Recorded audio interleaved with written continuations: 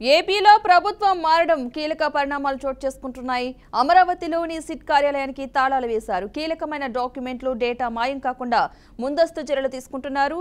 IRR, skill, heritage, fibre net కేసులో SIT కీలకంగా వ్యవహరించింది. ఇప్పుడు కూటమి ప్రభుత్వం అధికారంలోకి రావడంతో కీలక పత్రాలు ధ్వంసం చేసే అవకాశం ఉందని టీడీపీ ఫిర్యాదు చేసింది. దీంతో ఉన్నతాధికారులు ఆదేశాలతో సిట్ కార్యాలయానికి తాళాలు వేశారు.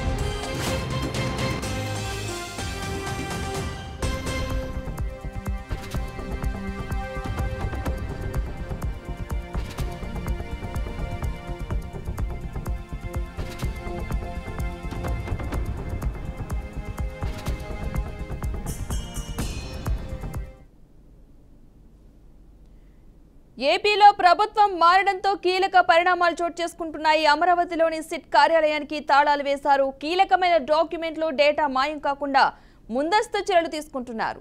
IRR, skill, heritage, fibre net కేసులో సిట్ కీలకంగా వ్యవహరించింది. ఇప్పుడు కూటమి ప్రభుత్వ అధికారంలోకి రావడంతో కీలక పత్రాలు ధ్వంసం చేసే అవకాశం ఉందని టీడీపీ ఫిర్యాదు చేసింది.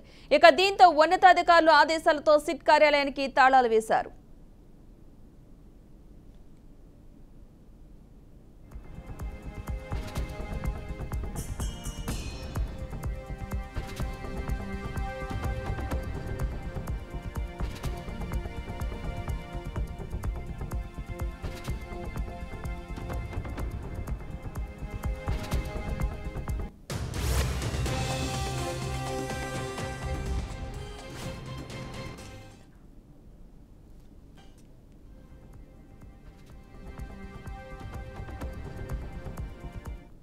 మొత్తంగా సిట్ కార్యాలయానికి తాళాలు వేసిన ఘటనకు సంబంధించిన పూర్తి సమాచారాన్ని మా అమరావతి బ్యూరో చీఫ్ ఏడుకొండలు మరింత సమాచారం అందిస్తారు. ఏడుకొండలు, దీనికి సంబంధించిన పూర్తి డీటెయిల్స్ ఏంటి?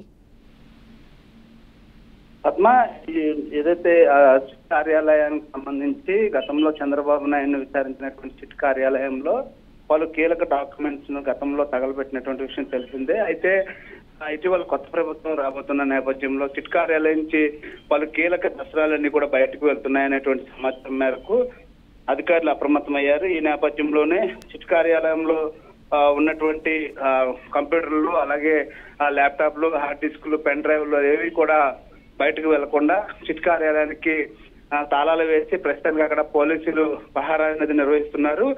సిట్ కార్యాలయానికి సంబంధించినటువంటి ఏ ఒక్క అధికారిని కూడా లోపలికి అనుమతించట్లేదు. అయితే ఇప్పుడు ఏదైతే రాబోయేటువంటి ప్రభుత్వం, టీడీపీ ప్రభుత్వం ముందుగానే అప్రమత్తమైందని చెప్పుకోవచ్చు. గతంలో టీడీపీ ప్రభుత్వంలో ఏదైతే వైఎస్ఆర్సీపీ ప్రభుత్వంలో కావాలని కొన్ని దొంగ దసరాలు సృష్టించి కావాలని ఉద్దేశపూర్వకంగానే చంద్రబాబు నాయుడును ఇబ్బంది పెట్టారని, కాబట్టి అటువంటి నకిలీ డాక్యుమెంట్స్ కూడా చాలా ఉన్నాయని, అన్నింటినీ కూడా వెరిఫికేషన్ చేయవలసినటువంటి అవసరం ఉందంటూ కూడా అధికారులకు ఆదేశాలు జారీ చేశారు. ఈ నేపథ్యంలోనే సిట్ కార్యాలయం నుంచి ఏ ఒక్క పేపర్ కూడా బయటకు వెళ్ళడానికి వీల్లేదని ఆదేశాలు జారీ చేయడంతో ఇప్పుడు ఆ సిట్ కార్యాలయాన్ని పూర్తిగా పోలీసుల ఆధీనంలోకి తీసుకున్నారు. పోలీసులు ప్రస్తుతానికి ఏ ఒక్కరిని కూడా అనుమతించట్లేదు.